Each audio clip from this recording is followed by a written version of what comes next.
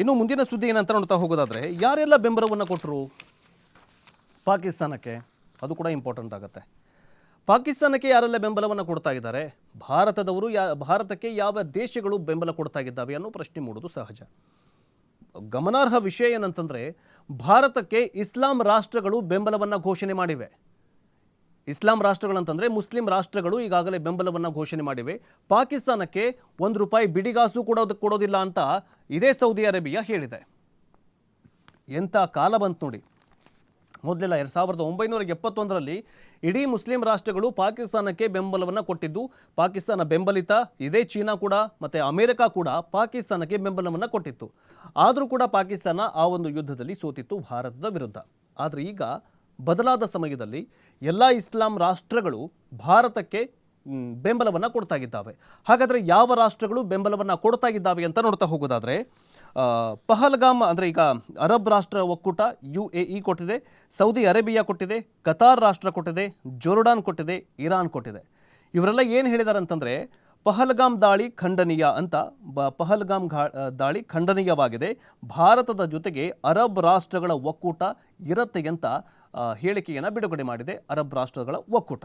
ಇನ್ನು Saudi Arabia ಏನು ಹೇಳಿದೆ ಅಂತಂದರೆ, ಸೌದಿ ಅರೇಬಿಯಾ ಕೂಡ ಅಷ್ಟೇ ಭಾರತಕ್ಕೆ ಬೆಂಬಲವನ್ನು ಘೋಷಣೆ ಮಾಡಿದೆ. ಭಾರತಕ್ಕೆ ಸೌದಿ ಅರೇಬಿಯಾ ಸಂಪೂರ್ಣ ಬೆಂಬಲ ನೀಡುತ್ತೆ. ಹಿಂಸೆ ಭಯೋತ್ಪಾದನೆಗೆ ವಿಶ್ವದಲ್ಲಿ ಜಾಗ ಇರೋದಿಲ್ಲ.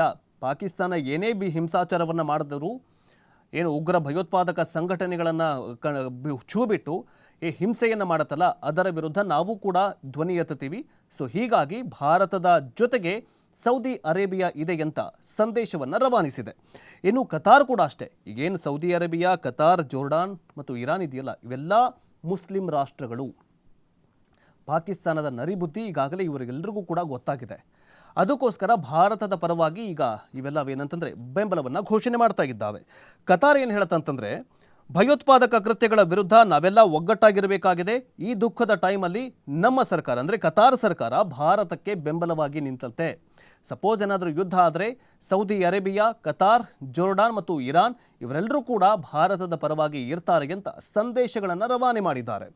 ಇನ್ನು ಜೋರ್ಡಾನ್ ಕೂಡ ಅಷ್ಟೇ, ಪ್ರವಾಸಿಗರ ಮೇಲಿನ ದಾಳಿಯನ್ನು ಖಂಡನೆ ಮಾಡಿರುವಂತಹ ಜೋರ್ಡಾನ್ ಸರ್ಕಾರ ಭಾರತಕ್ಕೆ ಬೆಂಬಲವನ್ನು ಘೋಷಣೆ ಮಾಡಿದೆ. ಇನ್ನು ಇರಾನ್ ಕೂಡ ಅಷ್ಟೇ. ಇರಾನ್ ಏನಂತಂದರೆ, ಭಯೋತ್ಪಾದನೆ ಹಿಂಸೆಯನ್ನು ಇರಾನ್ ವಿರೋಧ ಮಾಡುತ್ತೆ. ಭಾರತದ ಭದ್ರತೆ ಸ್ಥಿರತೆ ದುರ್ಬಲಗೊಳಿಸುವ ಭಾರತದ ಭದ್ರತೆಗೆ ಮತ್ತು ಅದರ ಸ್ಥಿರತೆಯನ್ನು ದುರ್ಬಲಗೊಳಿಸೋದಕ್ಕೆ ಸಾಧ್ಯವಿಲ್ಲ.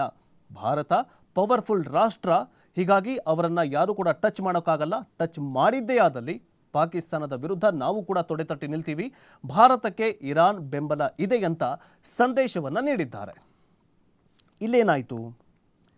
ಇರಾನ್ ಇಲ್ಲಿ ಮತ್ತೊಂದು ಏನಂತಂದರೆ, ಅಮೆರಿಕ ಇಲ್ಲಿ ತಾವುಗಳೆಲ್ಲ ಶತ್ರುಗಳಂತಂದರೆ ಅಮೆರಿಕ ರಷ್ಯಾ ಶತ್ರು, ಇರಾನ್ ಮತ್ತು ರಷ್ಯಾ ಶತ್ರು. ಆದರೆ ಭಾರತದ ಪರವಾಗಿ ಇವರೆಲ್ಲರೂ ಕೂಡ ಮಿತ್ರರಾಗಿ ಭಾರತಕ್ಕೆ ಬೆಂಬಲವನ್ನು ಘೋಷಣೆ ಮಾಡ್ತಾ ಇದ್ದಾರೆ. ಅಮೆರಿಕ ಬೆಂಬಲ ಘೋಷಣೆ ಮಾಡಿದೆ, ರಷ್ಯಾ ಬೆಂಬಲ ಘೋಷಣೆ ಮಾಡಿದೆ, ಇರಾನ್ ಬೆಂಬಲ ಘೋಷಣೆ ಮಾಡಿದೆ ಮತ್ತು ಇಸ್ರೇಲ್ ಕೂಡ ಬೆಂಬಲ ಘೋಷಣೆ ಮಾಡಿದೆ. ಇವರೆಲ್ಲರೂ ಏನಂತಂದರೆ ಬದ್ಧ ವೈರಿಗಳು. ಈಗಾಗಲೇ ವಿಶ್ವದಲ್ಲಿ ಇವರಿವರ ದೇಶಗಳಲ್ಲಿ ಯುದ್ಧ ನಡೀತಾ ಇದೆ. Iran Israel, Iran Russia, America Russia, Russia Israel, Ukraine, ಹೀಗೆ ಎಲ್ಲ ಕಡೆ ತಮ್ಮ ಯುದ್ಧಗಳನ್ನು ಆರಂಭವಾಗಿದೆ.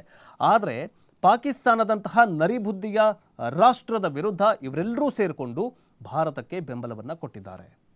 ಇದೇ ಈಗ ಭಾರತಕ್ಕೆ ಮತ್ತೊಂದು ಬಲಿಷ್ಠ ಅಸ್ತ್ರವಾಗಿ ಪರಿಣಮಿಸಿದೆ. ಹಾಗಾದರೆ ಪಾಕಿಸ್ತಾನಕ್ಕೆ ಬೆಂಬಲ ನೀಡಲಿರುವಂತಹ ದೇಶಗಳು ಯಾವುವು? ಇನ್ನೂ ಕೂಡ ಯಾರೂ ಅಧಿಕೃತವಾಗಿ ನಾವು ಪಾಕ್ಗೆ ಬೆಂಬಲವನ್ನು ಕೊಟ್ಟಿದ್ದೀವಿ ಅಂತ ಎಲ್ಲೂ ಹೇಳಿಲ್ಲ. ಆದರೆ ಟರ್ಕಿ, ಸಿರಿಯಾ, ಇರಾನ್, ಚೀನಾ ಇವರು ಇರಾಕ್, ಚೀನಾ ಇವರು ಏನಂತಂದರೆ ಪಾಕಿಸ್ತಾನಕ್ಕೆ ಬೆಂಬಲವನ್ನು ನೀಡುವ ಸಾಧ್ಯತೆ ಇದೆ ಅಂತ ಹೇಳಲಾಗಿದೆ. ಜೊತೆಗೆ ನ್ಯೂಟ್ರಲ್ ಅಂದರೆ ನಾವು ತಟಸ್ಥವಾಗಿರ್ತೀವಿ ಅನ್ನುವಂತಹ ದೇಶಗಳು ಒಮರ್ ಆಗಿರ್ಬೋದು, ಕುವೈತ್ ಆಗಿರ್ಬೋದು, ಬಹರೇನ್ ಆಗಿರ್ಬೋದು, ಮೊರಾಕೊ, ಮಲೇಷ್ಯಾ ಇವೆಲ್ಲವೂ ಏನಂತಂದರೆ ತಟಸ್ಥ, ನಾವೇನೂ ಹೇಳೋಕ್ಕಾಗಲ್ಲಪ್ಪ ಅನ್ನುವಂತಹ ಮನಸ್ಥಿತಿಯಲ್ಲಿ ಇದಾವೆ ಅಂತ ಹೇಳಲಾಗಿದೆ. ಇನ್ನು ಹೀಗೆ ಮುಂದುವರೆದಿದ್ದೇ ಆದಲ್ಲಿ ಪಾಕಿಸ್ತಾನ ನಿರ್ನಾಮ ದಿನ ತುಂಬ ದೂರ ಇಲ್ಲ. ಈಗೇನು ಹೇಳ್ತಾ ಇದ್ದಾರಲ್ಲ, ನಾವು ಅದು ಮಾಡ್ತೀವಿ, ನಾವು ನ್ಯೂಕ್ಲಿಯರ್ ಬಾಂಬ್ ಸ್ಫೋಟ ಮಾಡ್ತೀವಿ, ಹಂಗೆ ಮಾಡ್ತೀವಿ, ಹಿಂಗೆ ಮಾಡ್ತೀವಿ ಅಂತ. ನಮಗೆ ಈ ಇಸ್ಲಾಂ ರಾಷ್ಟ್ರಗಳಾಗಿರುವಂತಹ ಒಂದು ದುಡ್ಡು ಬೇಕು, ಆರ್ಥಿಕ ಸದೃಢವಾಗಿರುವಂತಹ ರಾಷ್ಟ್ರದ ಬೆಂಬಲ ಬೇಕು. ಸೇನೆ ಅಂದರೆ ಯುದ್ಧೋಪಕರಣಗಳನ್ನು ಸಾಗಿಸುವಂತಹ ರಾಷ್ಟ್ರದ ಬೆಂಬಲ ಬೇಕು, ಸಾಮಾಜಿಕವಾಗಿ ಅದನ್ನೆಲ್ಲ ಮೇಂಟೈನ್ ಮಾಡುವಂತಹ ರಾಷ್ಟ್ರ ಬೇಕು. ಇವು ಮೂವರ ಬೆಂಬಲ ಸಿಕ್ಕಂತಾಗಿದೆ.